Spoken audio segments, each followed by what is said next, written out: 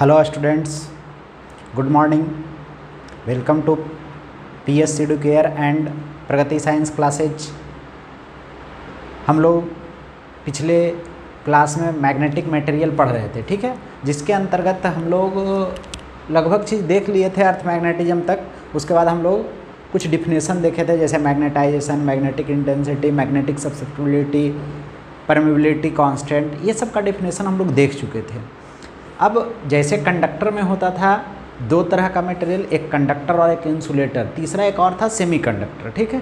तो यहाँ पर मैग्नेटिक फील्ड के आधार पर देखें तो वहाँ पर हम दो ही तरह का देखे थे, एक पैरामैग्नेट, ये क्या कहते हैं, कंडक्टर, और एक इंसुलेटर। कंडक्टर उसमें होता था जिसमें magnetic electric field lines inter नहीं करता था, इलेक्ट्रिक फील्ड लाइंस इंटर नहीं करता था तो वो कंडक्टर कहलाता था। यदि इलेक्ट्रिक लाइंस और फील्ड क्या करता था, इंटर कर जाता था, तो वो फिर क्या होता था, इंसुलेटर होता था। बात समझे? मतलब कंडक्टर वो जिसके अंदर electric lines of force inter नहीं किया, क्या कहलाया कंडक्टर कहलाया। जिसके अंदर इन नहीं किया वो क्या कहला गया, कंडक्टर कहलाया। जिसके अंदर इन किया वो इंसुलेटर कहलाया, ठीक है। यहाँ पर उसी आधार पर यहाँ तीन तरह का मटेरियल हो गया। कितना तरह का हो गया? तीन तरह का, जो हम पिछले लेक्चर में बताए थे। एक को कहते हैं पैरामैग्नेटिक, दूसरा को फेरोमैग्नेटिक और तीसरा को डायामैग्नेटिक, या पहले डायामैग्नेटिक, पैरामैग्नेटिक और फेरोमैग्नेटिक, ठीक है। तो हम तीनों का नाम लिख दिए थे पिछले वीडियो में। अब हम लोग देख रहे हैं डायामैग्नेटिक मटेरियल कहते किसको हैं। देखिए सिंपल सैम्पल आपको डिफिनेशन हम लिख दिए हैं पहले से, आप चाहें तो इसका स्क्रीनशॉट ले सकते हैं, ले लीजिए, कोई दिक्कत नहीं है। बाकी हम समझा देते हैं होता क्या है। होता क्या है समझिए सबसे पहले कि एक मैग्नेटिक मटेरियल होता है, आप इसको अच्छे ढंग से समझ सकते हैं, कुछ विशेष है नहीं, केमिस्ट्री में आप लोग पढ़े होंगे। यदि इसको मैग्नेटिक फील्ड में रखा जाता है तो करता क्या है कि सबसे पहली बात कि ये मैग्नेटिक फील्ड लाइंस को रिपेल करता है। क्यों रिपेल करता है उसका भी कारण का हम लोग जिक्र करेंगे यहाँ पर। सबसे पहली बात कि डायामैग्नेटिक मटेरियल वो होता है जिसके पास अनपेयर्ड इलेक्ट्रॉन नहीं है। जैसे आप किसी भी कॉपर, कैसा है, कॉपर 29 है, बात समझे, इसके पास जिंक 30, तो ये इसके पास थोड़ा सा मैग्नेटाइजेशन गुण है, लेकिन बस एक ही अनपेयर्ड इलेक्ट्रॉन है। जिंक 30 है, 30 के पास कोई अनपेयर्ड इलेक्ट्रॉन है नहीं, बात समझे। तो वैसे पदार्थ जिसके पास अनपेयर्ड इलेक्ट्रॉन की संख्या नहीं है वो डायामैग्नेटिक कहलाता है। और भी इसमें कुछ कारण है कि यदि मैग्नेटिक फील्ड इसको दिए तो करेगा क्या, अपोजिट डायरेक्शन में थोड़ा सा पहले इसके, जैसे बताए थे कि डोमेन होता है, ये एटम है, तो इस डायरेक्शन में और इस डायरेक्शन में कोई भी, जैसे मान लिया जाए सोडियम को हम लें, किसी भी कन्फिग्रेशन को ले, 1s2 2s2 2p6, ठीक है, और 3s2, ऐसा हो गया। यदि इसके पास देखें तो अनपेयर्ड इलेक्ट्रॉन है ही नहीं, बात समझे। अब ये अनपेयर्ड इलेक्ट्रॉन नहीं है तो इसका मतलब इसके पास कोई भी मैग्नेटिक मोमेंट नहीं होगा इसके एटम के पास, और यदि एक एटम के पास नहीं हुआ तो किसी भी एटम के पास नहीं होगा, सब तो सिमिलर एटम होता है। अब ऐसी स्थिति में क्या होगा कि जैसे ही इसमें मैग्नेटिक फील्ड अप्लाई करते हैं ना, तो छोटा सा अपोजिट डायरेक्शन में मैग्नेटिक फील्ड अप्लाई कर देता है, ठीक है। वही बात लिखा हुआ है, the material which magnetise opposite to applied magnetic field is known as diamagnetic material. बात समझे, कैसा हो जाएगा, ये डायामैग्नेटिक मटेरियल हो जाएगा। वही हिंदी में भी लिख दिए हैं। अब एग्जाम्पल में आपको लिखा हुआ है, सबसे ज़्यादा यदि 12th बोर्ड के लिए देखें तो एग्जाम्पल आपको इंपॉर्टेंट है, एग्जाम्पल को याद रखना है, ठीक है। इसमें पूछ देता है कि जिंक कौन सा मटेरियल है, पैरामैग्नेटिक, फेरोमैग्नेटिक, बात समझे, तो ये वाला आपको याद रखना है। हाँ, देखते हैं छठा प्रॉपर्टी, डायामैग्नेटिक मटेरियल देख रहे हैं। The relative permeability constant of diamagnetic material is slightly less than 1। अभी हम लोग देखिए कैसे कह रहे हैं, अभी हम लोग देखे थे डायामैग्नेटिक मटेरियल का सब्सेप्टिबिलिटी जो था वो निगेटिव था। अब जैसे यहाँ पर कुछ भी निगेटिव रखेंगे, इसके लिए जो वैल्यू आया था मैग्नेटिक सब्सेप्टिबिलिटी का 10⁻³ से 10⁻⁶ तक, और ये कैसा था, निगेटिव में था। निगेटिव में जैसे ही था यहाँ रखेंगे तो 1 में घटेगा, तो 1 से क्या हो जाएगा, रिलेटिव परमेबिलिटी कांस्टेंट छोटा हो जाएगा। ये तो पहले ही आपको साबित कर दिया, 1/1 प्लस आप इसको x कह सकते हैं, क्या हो गया, मैग्नेटिक सब्सेप्टिबिलिटी ऐसा होता है। तो अब मैग्नेटिक सब्सेप्टिबिलिटी ऐसा हुआ तो इसमें जैसे ही घटेगा तो छोटा हो जाएगा, बस यही बात है। When diamagnetic material is placed inside the magnetising field, मतलब मैग्नेटिक इंटेंसिटी, मैग्नेटिक इंटेंसिटी को दूसरा नाम क्या देते हैं? Magnetising field. वहाँ पर भी लिखा हुआ है पिछले लेक्चर वाले में, द मैग्नेटिक फ्लक्स डेंसिटी मतलब total magnetic field is less than that in vacuum, मतलब वैक्यूम में जितना रहता है डायमैग्नेटिक मटेरियल में उससे भी कम हो जाता है। कौन सा? टोटल मैग्नेटिक फील्ड या कहिए मैग्नेटिक फ्लक्स, या तो टोटल मैग्नेटिक फील्ड बोलिए या इसी को क्या कहते हैं? मैग्नेटिक फ्लक्स डेंसिटी भी बोल सकते हैं। बात समझे? तो ये वाला हो गया। अब इसका हिंदी लिख दिए कि जब प्रति चुंबकीय पदार्थ को किसी मैग्नेटाइजिंग फील्ड में मतलब मैग्नेटिक इंटेंसिटी में रखा जाता है तो चुंबकीय फ्लक्स का घनत्व निर्वात से कम हो जाता है और ये क्यूरी के नियम का पालन नहीं करता है। ये 3 और प्रॉपर्टी हो गया। बात समझे? इसमें कोई दिक्कत तो हमको नहीं लग रहा है, एकदम आसान सी प्रॉपर्टी है। कोई दिक्कत है तो बोलिए। दूसरा है पैरामैग्नेटिक मटेरियल, अनुचुंबकीय पदार्थ। The material which magnetise in the direction of applied magnetic field is known as paramagnetic material. मतलब देखिए, अनुचुंबकीय पदार्थ क्या हो रहा था कि रिपेल कर दे रहा था, पैरामैग्नेटिक क्या करेगा? अट्रैक्ट करेगा। फेरोमैग्नेटिक क्या करेगा? और ज़्यादा अट्रैक्ट करेगा। बात समझे? पैरामैग्नेटिक पहले डायमैग्नेटिक क्या किया? रिपेल किया। पैरामैग्नेटिक क्या किया? अट्रैक्ट किया, कम किया। फेरोमैग्नेटिक क्या होगा? बहुत अधिक कर लेगा। बस प्रॉपर्टी एक का याद रखिए, सब याद रहेगा। बता देंगे कि कैसे कैसे, बस इसको शॉर्ट में हम एकदम एक बोर्ड पर ही आधा में ही सब कुछ दिखा देंगे। एग्जाम्पल इम्पॉर्टेंट है, एग्जाम्पल याद रखिएगा। Aluminium, manganese, platinum, sodium, copper chloride और क्या चीज़? लिक्विड ऑक्सीजन इत्यादि। बात समझ में आया? अब इसका कुछ प्रॉपर्टी है। प्रॉपर्टी क्या है? A paramagnetic substance is feebly attracted by a magnet. मतलब क्या होता है कि जब इसको चुंबकीय क्षेत्र में रखेंगे तो थोड़ा सा अट्रैक्ट करेगा। कौन? मैग्नेटिक फील्ड चुंबक को अट्रैक्ट कर लेगा, या चुंबक कहिए या पदार्थ को कहिए, अट्रैक्ट कर लेगा। जब पैरामैग्नेटिक मटेरियल को चुंबकीय क्षेत्र में रखेंगे तो वो क्या करेगा? बहुत कम बल से अट्रैक्ट करेगा चुंबकीय पदार्थ को, मतलब पैरामैग्नेटिक मटेरियल का। ठीक है। दूसरा प्रॉपर्टी है when a rod of paramagnetic substance is freely suspended inside the magnetic field then it becomes parallel to the magnetic field. मतलब जैसे स्वतंत्र रूप से लटका है तो ये क्या करेगा? ये क्या कर लेगा? उसको समांतर कर लेगा। जबकि डायमैग्नेटिक मटेरियल क्या कर रहा था? परपेंडिकुलर। जैसे ये मैग्नेटिक फील्ड था, एक इसमें से मैग्नेटिक फील्ड और एक क्या हो जाएगा? छड़ चुंबक।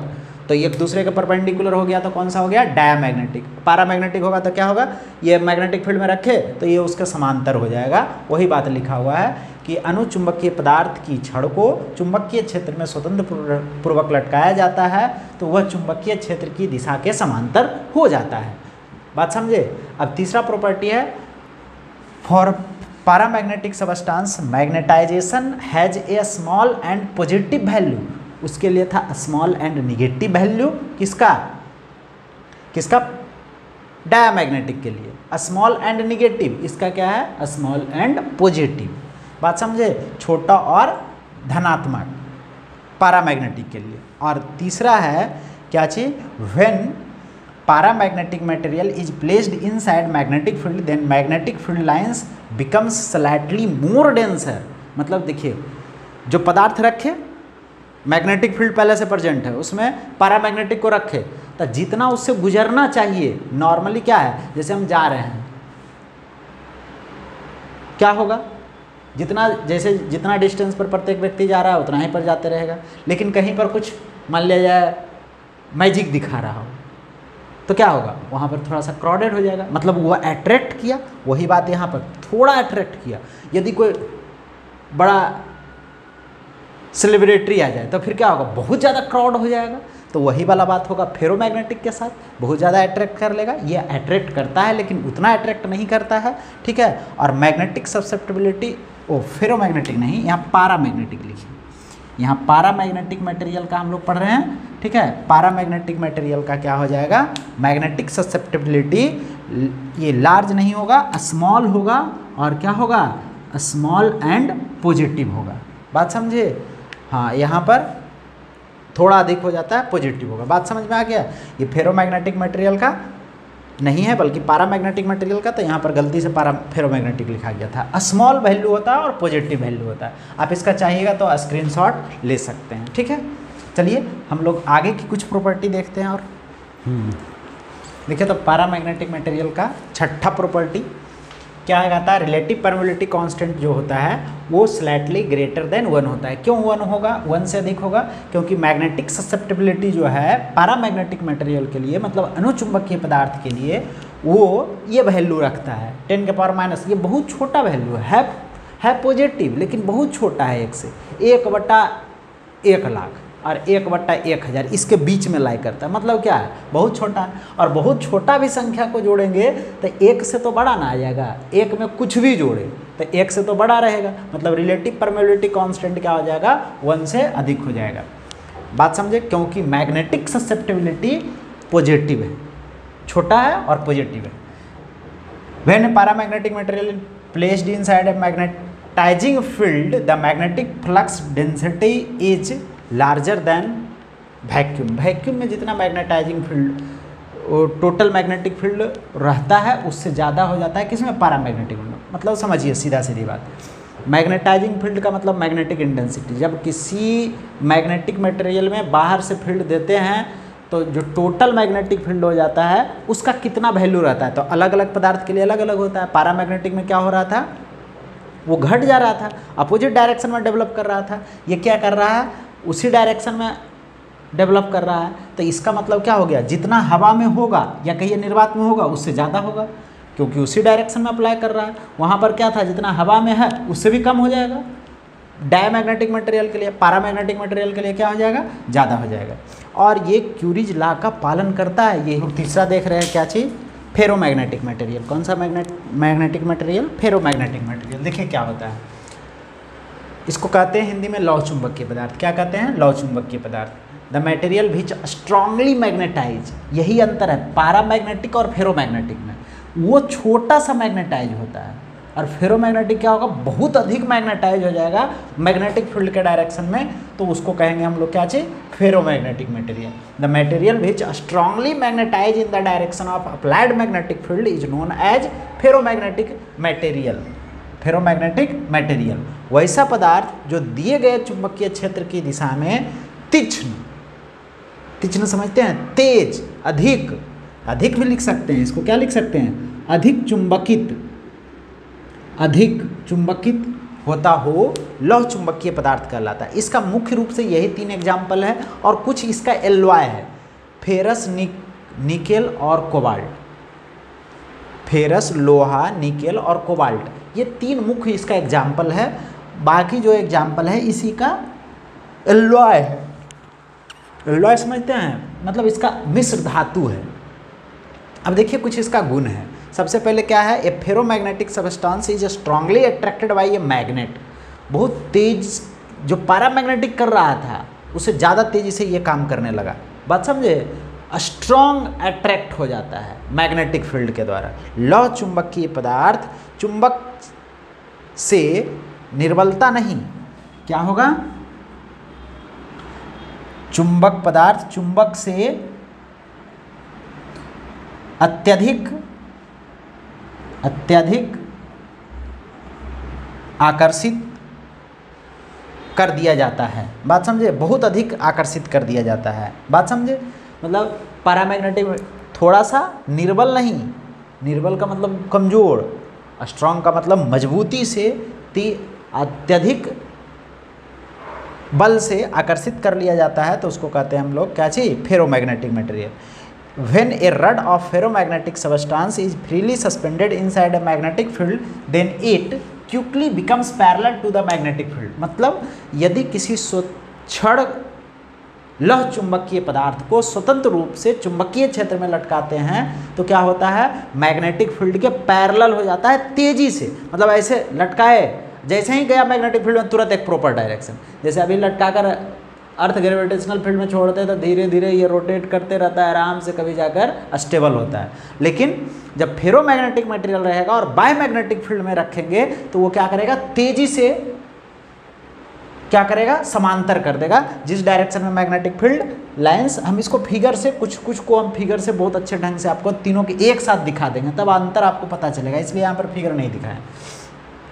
आप वहाँ पर फिगर दिखाइएगा, एग्जाम में आ जाएगा। तो देखिए वो इसी बात को लिख दिया है, लौ चुंबकीय पदार्थ की छड़ को चुंबकीय क्षेत्र में स्वतंत्र पूर्वक लटकाया जाता है तो चुंबकीय क्षेत्र की दिशा में तेजी से समांतर हो जाता है। बात समझे, हिंदी में उसी को लिख दिए। For ferromagnetic substance magnetisation has a large positive value, बड़ा होता है मैग्नेटाइजेशन। बात समझे। अब प्रत्येक एटम का जो मैग्नेटिक मोमेंट होगा एकांक वॉल्यूम में, तो पैरामैग्नेटिक लॉ मैग्नेटिक रहेगा तब ना वो ज़्यादा उसके अंदर, मतलब अनपेयर्ड इलेक्ट्रॉन की संख्या इसके पास ज़्यादा होगा। बात समझे, जितना ज़्यादा अनपेयर्ड इलेक्ट्रॉन उतना अच्छा फेरोमैग्नेटिक मटेरियल।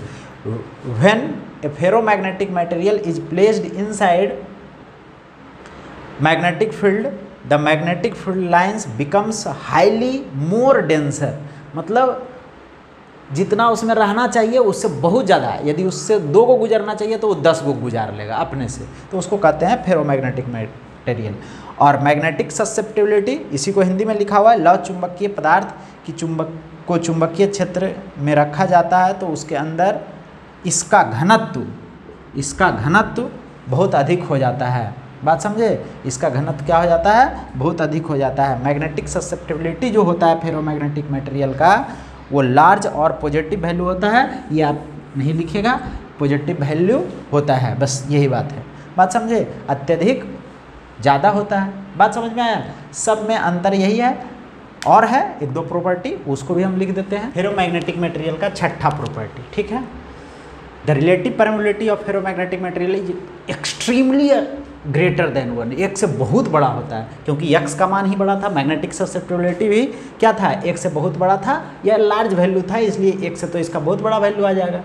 दूसरा प्रॉपर्टी है, when a ferromagnetic material is placed inside a magnetising field the magnetic flux density is much larger than the vacuum, मतलब सीधा बात है कि बहुत ज़्यादा अट्रैक्ट कर लेता है, इसलिए मैग्नेटिक फील्ड का वैल्यू भी उसके अंदर बहुत अधिक हो जाता है। फेरोमैग्नेटिक मटेरियल भी क्या करता है, क्यूरी लॉ का पालन नहीं करता है। अब देखते हैं हम लोग तीनों में अंतर, ठीक है।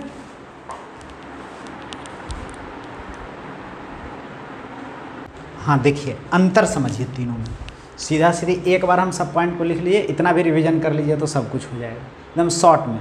डायमैग्नेटिक मतलब प्रतिचुंबकीय पदार्थ, फेरोमैग्नेटिक मतलब अनुचुंबकीय पदार्थ, ये पैरामैग्नेटिक मतलब अनुचुंबकीय पदार्थ, और फेरोमैग्नेटिक का मतलब लौह चुंबकीय पदार्थ। ये क्या करता है, मैग्नेट के द्वारा रिपेल किया जाता है।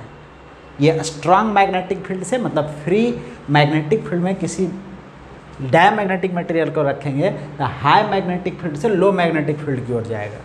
ये अट्रैक्ट करता है, इसका मतलब क्या हुआ कि लो से हाई की ओर जाएगा।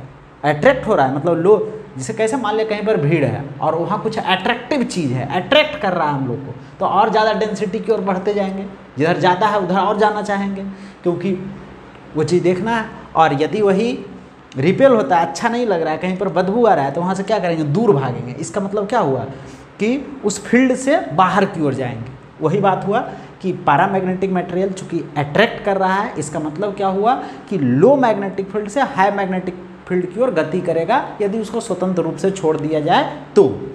और ये स्ट्रांगली अट्रैक्ट बाय ये मैग्नेट, स्ट्रांगली मतलब बहुत तेज़ी से जाएगा लो मैग्नेटिक फील्ड से हाई मैग्नेटिक फील्ड की ओर, फेरोमैग्नेटिक सबस्टांस यदि मैग्नेटिक फील्ड में छोड़ दिए तब। इसका रड को यदि स्वतंत्र पूर्वक लटकाते हैं तो परपेंडिकुलर हो जाता है मैग्नेटिक फील्ड के, जबकि ये पैरेलल हो जाता है। और ये भी पैरेलल होगा, लेकिन ये तुरंत पैरेलल हो जाएगा, जैसे लटकाएंगे वैसे पैरेलल। ये थोड़ा देर इधर उधर ओसिलेट करेगा, उसके बाद पैरेलल होगा। ये क्या करेगा, क्विकली पैरेलल हो जाएगा। मैग्नेटाइजेशन का वैल्यू इसका स्मॉल होता है और निगेटिव होता है, इसका भी स्मॉल लेकिन इसका पॉजिटिव होता है। और इसका क्या होता है, और म्यू आर का वैल्यू एक लिख सकते हैं आप, एक म्यू आर का भी वैल्यू लिख सकते हैं। ये म्यू आर का वैल्यू कितना था, ये लेस देन 1 था। कितना था, उसमें से कुछ घटेगा तो ये आ जाएगा लेस देन 1। और ये का क्या था, इसका म्यू आर का वैल्यू ग्रेटर देन 1, और ये इसका म्यू आर का वैल्यू क्या था, मच मच ग्रेटर देन 1। ये भी लिख सकते हैं। एक और पॉइंट, एक्स का वैल्यू आपको वहाँ पर लिखे ही, उसी बात को लिख दिया। अब देखिए समझिए, यही करता है ये तीनों फिगर समझ लीजिए, बस बात खत्म है कि जब मैग्नेटिक फील्ड में डायमैग्नेटिक मटेरियल को रखेंगे तो क्या होगा, मैग्नेटिक फील्ड लाइंस को रिपेल कर देगा, मतलब जितना इससे गुजरना चाहिए, जितना इतना दूर आ रहा था इतना गुजर जाना चाहिए। यदि इसके अंदर कुछ प्रॉपर्टी नहीं होता तो एक प्रॉपर्टी है जिसके कारण ये क्या कर रहा है, रिपेल कर दे रहा है। कौन, डायमैग्नेटिक मटेरियल। ये अट्रैक्ट करता है लेकिन कम कर रहा है। ये देखिए इसके अंदर से 5 लाइन गुजर रहा है, इसके अंदर से 3 ही लाइन गुजर रहा है, दोनों सेम ही शेप का है। तो बात समझ में आ रहा है। तो ये फेरोमैग्नेटिक मटेरियल बहुत ज़्यादा अट्रैक्ट करता है, जबकि पैरामैग्नेटिक मटेरियल कम अट्रैक्ट करता है, और डायमैग्नेटिक मटेरियल क्या कर देता है, रिपेल कर देता है। मुझे जहाँ तक लगता है ये तीनों पदार्थ पैरामैग्नेटिक, डायमैग्नेटिक और फेरोमैग्नेटिक आपको समझ में आ गया होगा। ठीक है, अब अगले क्लास में